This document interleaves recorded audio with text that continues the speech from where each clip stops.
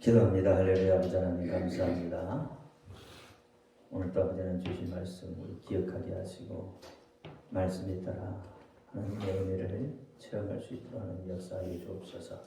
오늘 종이 마태복음 26장 36절로 46절 말씀을 가지고 깨어 있으라라는 내용으로 하나님 앞에 영광 올립니다. 하나님, 종이 비록 부족하고 연약하고 입술이 오전할지라도 오늘 종의 입술을 들어 사용하여 주옵시고 종의 입술로 선포되는 모든 말씀이 저들에게는 하나님의 말씀으로 들려지게 하옵소서. 사람의 말, 종의 말로 받지 않게 하여 주옵소서. 오늘도 큰 은혜 주실 줄 믿사오며 우리 주 예수 그리스도의 이름으로 감사하며 기도합니다. 아멘. 오직 예수님밖에 없습니다. 우리를 구원하실 분 예수님 한 분밖에 없습니다. 주 예수의 은혜와 평강이 여러분에게 임할지어다. 아멘. 베드로의 신앙 고백합니다. 예수님 당신은 그리스도시요 살아계신 하나님의 아들이십니다. 예수님 당신은 나의 구세주, 나의 전부이십니다. 오늘 말씀은 36절부터 46절 말씀입니다. 제목은 깨어 있으랍니다. 깨어 있으라. 우리가 인생을 살아가면서 여러분 무엇이 중요할까요? 어느 TV 선전에 보니까 무엇이 중요한디? 이런 물음을 던졌습니다. 삶에 여러분 무엇이 진짜로 중요할까요? 여러분은 인생에 있어 세상을 살아가는 그런 과정에서 무엇이 중요하다고 생각을 하십니까? 이것은 아주 중요한 문제입니다. 어떤 답을 내놓느냐에 따라서 그 사람의 인생이 달라질 수 있기 때문에 그렇습니다. 물론 중요한 것으로 보면 수많은 것들이 있겠죠. 그 사람이 어떤 삶을 살았느냐에 따라서 중요한 것들의 가치 판단이 달라지게 말할 수 있습니다. 그런데 그 중에 하나를 저보고 말하라고 하면 깨어 있어야 한다는 것이죠.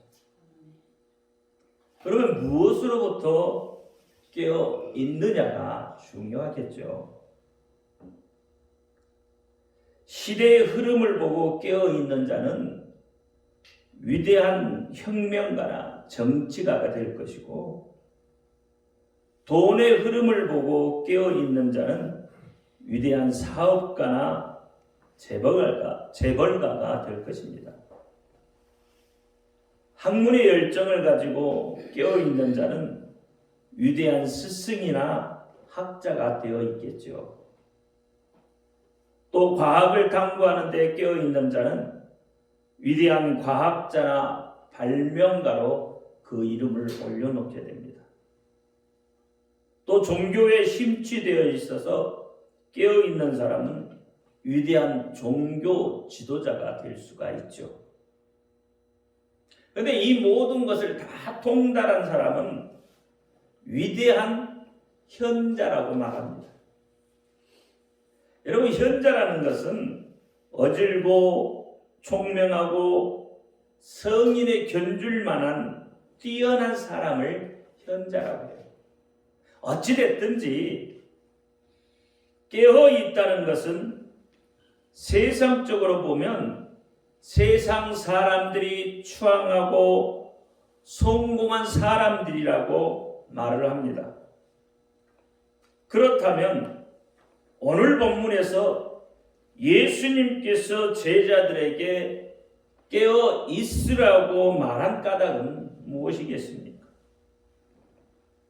좀 전에 제가 열거한 대로 너희들은 이 세상에서 인정받고 성공한 사람이 되어라고, 그래서 너희는 깨어 있으라고 그렇게 말씀하고 있는 것일까요? 그렇지는 않을 것입니다. 왜냐하면 세상에서는 인정받고 부러움의 대상 중에 깨어있지 않아도 되는 사람들이 있어요. 소위 타고난 금수저들이라고 말하죠. 재벌가 가문에, 정치가 가문에, 의사 가문에, 그렇죠? 부모 잘 만난 덕분에 고생이라는 걸 모르고 자란 이들 또한 세상 사람들은 부러움의 대상이 되고 있기 때문에 그렇습니다. 옛날에는 개천에 용난다는 말이 있었어요. 근데 지금은 개천에 용날 수 없다가 되어지는 것입니다. 그래서 성경에 보면 나다니엘이 아마 이렇게 말을 했어요. 요한복음 1장 46절에 보니까 나다니엘이 가로되 나사렛에서 무슨 선한 것이 날 수 있겠느냐. 빌립이 가로되 와보라 그랬죠. 그러니까 나다니엘이 생각할 때에 저렇게 작은 동네에서 무슨 선한 것이 날 수 있어? 그렇게 말한단 말이에요. 개천에 무슨 용이 날 수 있겠느냐? 똑같은 이야기 아닙니까? 그런데 예수님께서 깨어있으라고 말하는 의미는 분명히 잠자지 말라는 것은 아닐 거예요. 그렇다면 깨어있다는 말을 상고해 볼 필요가 있다 이 말이죠. 깨어있다라는 것은 현재적 동사예요. 그래서 계속적으로 잠에서 깨어 일어나 있으라는 거죠. 이거 1차적인 거죠. 즉 다시 말하면 정신을 차리고 있으라는 이야기입니다. 그래서 깨어 있다의 또 다른 의미는 뭐냐면 주의하라, 경계하라는 거예요. 태만과 게으름으로 인하여 파괴된 그 재난이 갑자기 일어나지 않도록 주의하여 경계하라는 겁니다.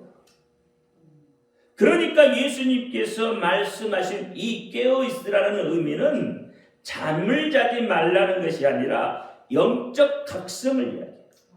영적 각성의 상태를 유지하고 진리를 굳게 붙잡고 어떠한 상황이 닥치더라도 너희는 제자의 길에서 실족지 말라는 거예요. 너희는, 나를 믿는 너희는, 예수를 믿는 우리는 어떠한 상황이 닥쳐도 실족하지 말라는 겁니다. 그러니까 예수님께서 깨어있으라고 하는 것은 예수님과 함께 깨어 기도할 수 없는 제자들의 영적인 상태를 지금 이야기하고 있는 거예요. 이 말씀은 비단 예수님의 제자들에게만 하신 것일까요? 아니잖아요. 한 치 앞도 지금 내다볼 수 없는 그런 현실, 이 오늘을 살아가는 우리들에게 하신 말씀이라는 거예요. 또 믿음이 있다고 자부하면서 세상을 동경하며 바라보는 우리들에게 하신 말씀이라는 거예요. 깨어 있어라. 이건 명령이에요. 예수님의 명령입니다. 하나님의 명령입니다. 그렇다면 여러분, 이 하나님의 명령에 지금 순종하고 계신가요? 정말 여러분은 깨어 있습니까? 말씀으로, 기도로, 예수의 이름으로 깨어 있느냐 이 말이죠. 예수의 이름으로 시대의 흐름을 보고 깨어 있습니까? 마지막 종말의 때를 보면서 믿음으로 흔들리지 않는 그러한 견고한 믿음으로 예수님이 다시 오실 그 길을 깨어서 예비하고 있느냐 이 말이에요. 오늘 본문에서 예수님을 통해 깨어있음의 점수를 깨닫기를 바랍니다. 본문은 예수님이 유대 종교자들에게 체포당하시고 고난당하시면서 십자가에서 죽으시기 직전에 겟셋마네 동산에서 기도하시는 장면이죠.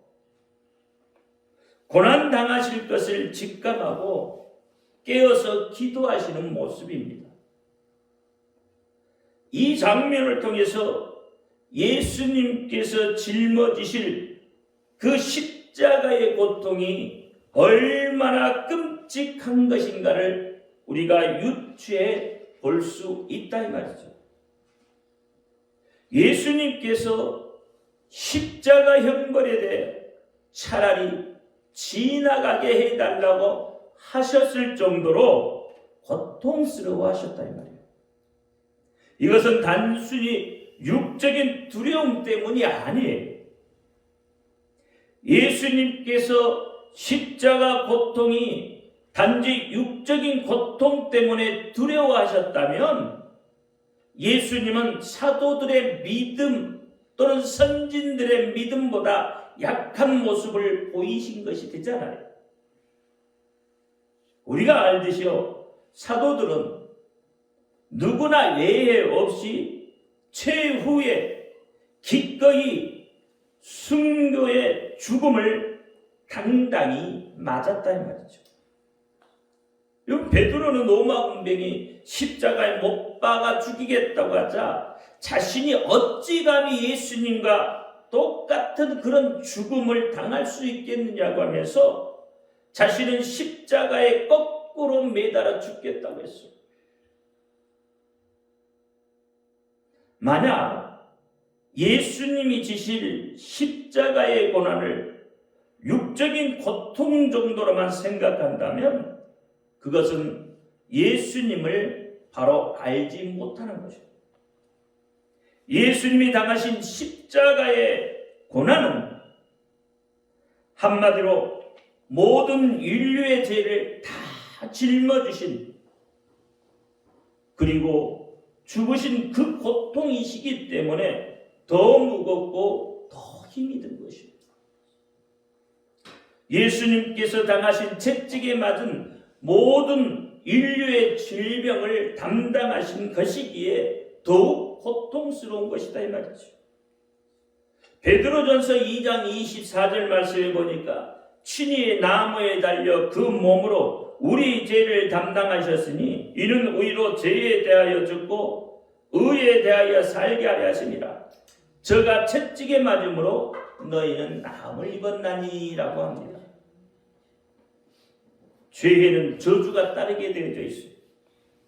그래서 죄인은 하나님과 교통할 수가 없어요. 예수님은 영원 전부터 영원까지 단 한 번도 하나님과 분리되신 적이 없습니다. 하지만 십자가에서 온 인류의 죄를 짊어지시고 저주를 받으셔야만 했던 그 순간만큼은 완전한 죄인의 모습으로 하나님으로부터 분리되셔야 했어요. 바로 이 때문에 예수님은 그토록 십자가의 형벌 앞에서 고통스러워 하신 것이다 이 말이에요. 하지만 예수님은 이 끔찍한 십자가의 고통, 육적인 극한의 고통도 영적으로 하나님께 완전히 버림받아서 저주받게 되는 그 지옥의 고통을 피하지 않으셨어요. 오히려 깨어 기도하심으로 이에 맞서 당당히 승리를 하셨다는 말이죠. 베드로전서 3장 19절에 보니까 저가 또한 영으로 옥에 있는 영들에게 전파하시느니라 그랬어요. 오히려 죽어 영으로 옥에 있는 영들에게 복음을 전파하셨다고 했어요. 이와 같은 역사가 그냥 일어나겠습니까? 예수님께서 깨어 있었기 때문에 그렇습니다. 예수님만큼은 깨어 기도하셨다 이 말이죠. 깨어 기도하셨기에 위대한 승리를 이루어 내셨던 것입니다. 그렇다면 우리도 깨어 있으면, 깨어 기도하면 예수님처럼 위대한 승리를 얻어낼 수 있다는 반증이 되어지는 거죠. 그렇습니다. 깨어 있는 자는 세상을 이길 수 있습니다. 깨어 있는 자는 세상을 다스릴 수 있는 것이에요. 깨어 있는 자가 세상적으로도 성공을 할 수 있는 것이다. 요한복음 3장 15절에 보니까 내가 너희에게 행한 것 같이 너희도 행하게 하려 본을 보였느니라 그랬어요. 예수님은 우리 모든 신앙과 삶의 모범이 되시는 분이세요. 그러니까 예수님을 보시고 본받으라는 이야기예요. 깨어 있으라는 이야기입니다. 누가복음 21장 36절에 이러므로 너희는 장차 올 이 모든 일을 능히 피하고 인자 앞에 서도록 항상 기도하며 깨어 있으라 이렇게 말합니다. 우리는 늘 깨어 있어서 예수님의 뒤를 따르고 예수님을 닮고자 힘써야 합니다. 예수님은 십자가의 고난을 어떻게 깨어 있어 이겨냈는지 오늘 본문을 통해서 좀 더 자세하게 알아보고 나에게 적용할 수 있기를 바랍니다. 첫째는 얼굴을 땅에 대고 엎드려 기도하셨다고 했어요. 39절 말씀해 보니까 조금 나아가 얼굴을 땅에 대시고 엎드려 기도하여 이르시되 라고 말씀하시죠. 이 말씀은 간절히 깨어 기도하셨음을 의미합니다. 예수님은 당시 제자들과 함께 겟셋마네 동산에 오르셨어요. 특별히 베드로와 세베대의 두 아들 야고보와 요한을 대동하시고 함께 기도하고자 하셨습니다. 그리고 조금 나아가사라는 표현은 이 세 제자들과 어느 정도 거리를 두셨다는 뜻이죠. 이것은 예수님께서 기도하시면서 오로지 하나님과 독대하시고자 행하신 그러한 모습으로 우리가 해석할 수 있잖아요. 그리고 얼굴을 땅에 대고 엎드리셨죠. 이것은 예수님의 겸손과 간절함을 의미합니다. 얼굴을 땅에 댄다는 것은 자기를 지극히 낮춘다는 말이에요. 여러분, 기도할 때 몸을 구부리는 동작이 동반되는데 그 몸 동작 하나만으로도 예수님의 간절한 마음이 기도의 모습을 통해서 우리가 읽어낼 수 있어야 한다는 말이에요. 오늘 본문 37절과 38절 말씀을 보면 예수님이 고민하여 슬퍼하사 죽게 되었다고 합니다. 십자가의 형벌은 예수님께 그만큼 절박하고 고통스러운 거예요. 예수님은 고난의 십자가를 앞두고 다른 무엇보다도 앞서 깨어서 간절히 기도했다는 거예요. 누가복음의 경우에 보면 예수님의 이 기도하시는 모습을 담으면서 땅에 떨어지는 핏방울처럼 되었다고 기록을 해요. 누가복음 22장 44절에 예수님께서 힘쓰고 애쓰고 더욱 간절히 기도하시니 땀이 땅에 떨어지는 핏방울같이 되었다 이렇게 말해요. 실로 예수님은 십자가의 고난 앞에서 처절한 기도의 사투, 피 흘리는 기도의 사투를 벌이시고 있는 거예요. 이처럼 예수님은 깨어서 처절하게 간절하게 기도하심으로 고난을 이겨내셨다 이 말입니다. 예수님이 깨어 기도하셨듯이 우리도 고난 앞에서 가장 먼저 해야 할 것은 바로 깨어 있는 겁니다. 깨어 기도하는 겁니다. 기도하시되 예수님처럼 겸손히 간절히 그렇게 기도하면 하나님께서 안 들어주실 일이 없습니다. 그렇잖아요. 안 들어주실 이유가 없잖아요.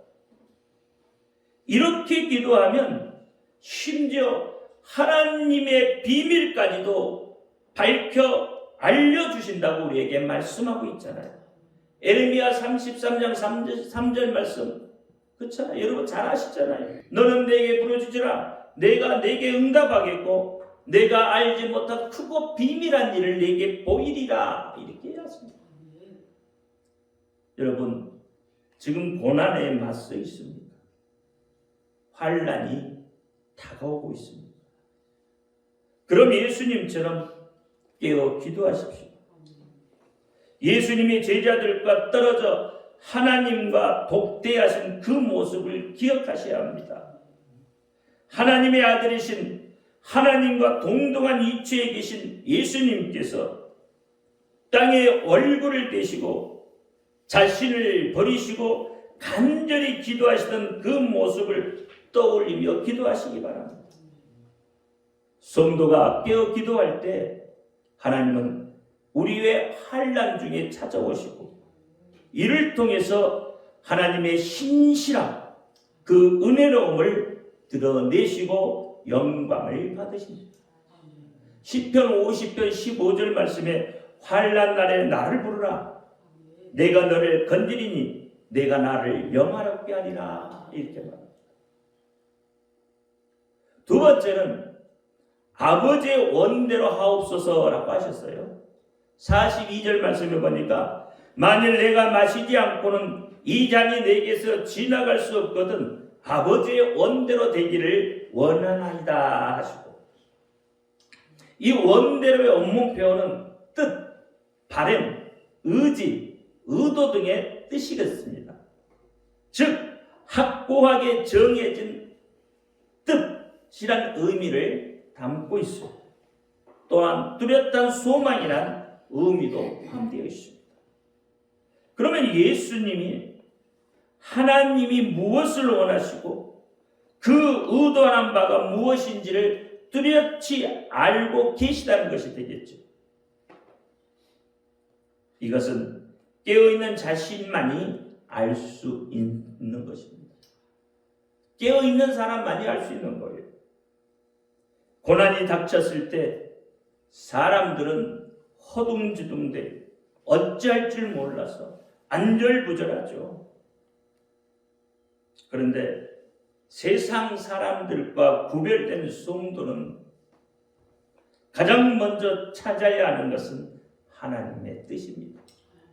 허둥지둥이 되지 말고 하나님의 뜻을 찾기를 바라요. 하나님의 분명한 뜻을 발견하고 그 뜻에 순종하고자 힘써야 한다 이 말이에요. 그래서 성도입니다. 세상 사람과 똑같다면 굳이 우리를 보고 성도라고 말할 필요가 없는 거예요. 세상 사람들처럼 환난이 닥치니까 허둥지둥대고 어찌할 바를 몰라서 쩔쩔매고 있다면, 그렇잖아요. 그 성도라고 말할 수 없잖아요. 세상 사람과 똑같잖아요. 예수님도 그러셨습니다. 예수님은 가장 먼저 하나님의 뜻에 집중하고자 겟셋마네 동산에 오르셨다 이 말이에요. 그리고 제자들과 거리를 조금 두시고 하나님과 독대하셨습니다. 십자가라는 크나큰 고난, 고통 앞에서 불안해하지 않았습니다. 허중되지도 않으셨죠. 먼저 하나님의 뜻하신 바에 주목하신 거죠. 깨어 있는 자만이 할 수 있는 행동입니다. 깨어 있는 자는 하나님께 지혜를 구하고 하나님의 뜻을 묻는 것입니다. 예수님이 그러셨습니다. 오늘 본문 44절 말씀에 보면 또 저희를 두시고 나아가사 세 번째 동일한 말씀으로 기도하신 후 그랬어요. 동일한 기도를 다시 하셨다고 말씀하고 있잖아요. 같은 기도를 반복하신 것은 그 고난의 잔을 분명히 마시고 하나님의 뜻대로 확고하게 순종하겠다는 의미를 담고 있습니다. 예수님의 이러한 모습은 우리가 고난 앞에서 어떠한 자세를 취해야 할 것인가를 가르쳐 주고 계시다 이 말이죠. 예수님은 하나님의 뜻을 구하려고 그 뜻을 받들고자 깨어서 몸부림치셨습니다. 여러분도 예수님처럼 깨어 있기를 바랍니다. 여러분의 삶이 고난에 직면해 있습니까? 환난이 닥쳐오고 있습니까? 그렇다면 예수님처럼 하나님의 뜻을 구하시기를 바랍니다. 하나님이 원하시는 바가 무엇인지를 깨닫고 깨어 있어서 부르짖어 기도하는 것은 하나님께서 매우 기뻐하시는 것이다. 우리가 깨어 기도할 때 하나님은 그 피할 길을 내어 놓으십니다. 그래서 고린도전서 10장 13절에 이렇게 말하죠. 사람이 감당할 시험 밖에는 너희에게 당할 것이 없나니 오직 하나님은 미쁘사 너희가 감당치 못할 시험 당함을 허락지 아니하시고 시험 당할 즈음에 또한 피할 길을 내사 너희로 능히 감당하게 하시느니라. 이렇게 말합니다. 이것이 깨어있는 자만이 알 수 있습니다. 우리가 기도함에 있어 잊지 말아야 할 것이 또 하나 있습니다. 바로 말씀대로 말씀에 합당한 기도하는 거예요. 말씀에 합당치 않으면 그 기도는 가증한 기도가 된다고 말해요. 잠언 28장 9절에 사람이 귀를 돌려 율법을 듣지 아니하면 그의 기도가 가증한 것이 된다. 이렇게 말합니다. 귀를 돌려 율법의 말씀을 듣지 않는다. 우리가 하나님의 뜻, 하나님의 말씀을 구할 때 길이 열리게 되어 있는 겁니다. 고난을 이기고 환난을 극복한 통로가 열리는 겁니다. 말씀에 귀를 기울이고 말씀에 주목하여 깨어 기도하는 것, 이것이 고난을 이기며 환난을 극복하는 최고의 방법이라고 말씀을 하고 있습니다. 깨어 있기를 바랍니다. 세 번째는 일어나 가자라고 말합니다. 46절 말씀에 보니까 일어나 함께 가자. 보라 나를 파는 자가 가까이 왔느니라 그랬어요. 십자가를 지러 나아가심을 의미합니다. 십자가의 고난, 끔찍한 환난이 닥칠 때 예수님이 보이신 그 최후의 모습, 그 고난, 그 환난을 피하지 않고 맞선 것이다. 오늘 본문을 보면은, 이 본문을 보면은 일어나라, 함께 가자, 보라, 가까이 왔느냐, 왔느니라 그렇죠? 그럼 이 본문 안에 동사가 몇 개가 들어가 있어요? 자, 일어나라 동사죠. 함께 가자 동사죠. 보라 동사죠. 이 동사가 3개 들어있죠. 가까이 왔느니라, 이건 감탄사예요. 그러니까 한 문장 안에 동사가 3개요, 감탄사가 하나라 이 말이에요. 이 짧은 문장 안에 이렇게 연이어서 동사를 사용하고 감탄사를 사용한 것은 예수님의 결연한 의지를 말합니다. 굳건한 뜻, 고난에 맞서려는 당당한 그러한 용기를 뚜렷하게 반영하고 있다 이 말입니다. 예수님께서는 다가오는 죽음의 그림자를 회피하지 않으시고 당당히 십자가를 지러 고난을 향해 나아가시겠다는 의지를 선포하고 계시다. 이것은 깨어 있는 자만이 할 수 있는 행동입니다. 깨어 있는 자는 죽음을 두려워하지 않습니다. 오히려 그것과 맞서는 거죠.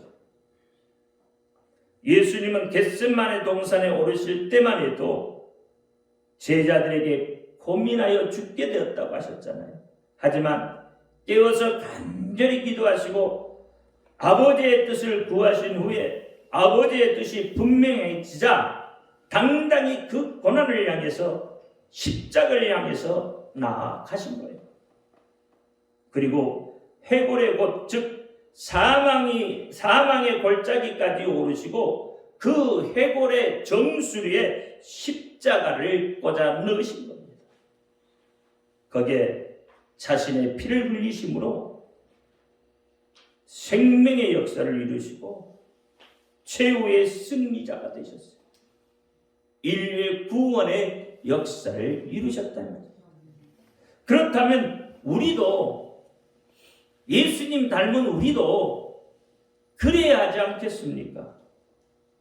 우리를 향한 하나님의 뜻이 분명해졌다면, 깨어 기도할 수 있다면, 깨어 기도한다면 나에게 주어진 그 십자가를 향해서 그 십자가를 짊어지고 앞으로 나아가야 할 것입니다. 그리하면 분명 고난 앞에, 환난 앞에 최후의 승리자가 될 것입니다. 예수님의 그 승리에 나도 동참하게 되는 거예요. 여러분, 항상 깨어있기를 바랍니다.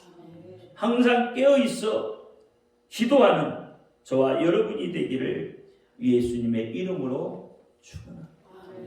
기도합니다. 할렐루야. 아버지 하나님 감사합니다. 오늘 마태복음 26장 31절 36절 46절 말씀 깨어있으라는 말씀으로 우리에게 예수님의 하신 그 모습을 통해 우리에게 깨어있으라고 말씀을 하셨습니다. 오늘 우리도 예수님을 바라보며 깨어있게 하여 주옵소서. 이 악한 세대에 잠들지 않게 하옵소서. 이 악한 세대에 깨어 분별하게 하셔서 예수님 다시 오실 그날을 고대하며 그 길을 예비하는 우리 모두가 되게 하여 주옵소서. 예수 그리스도 이름으로 감사하며 기도하옵나이다. 아멘.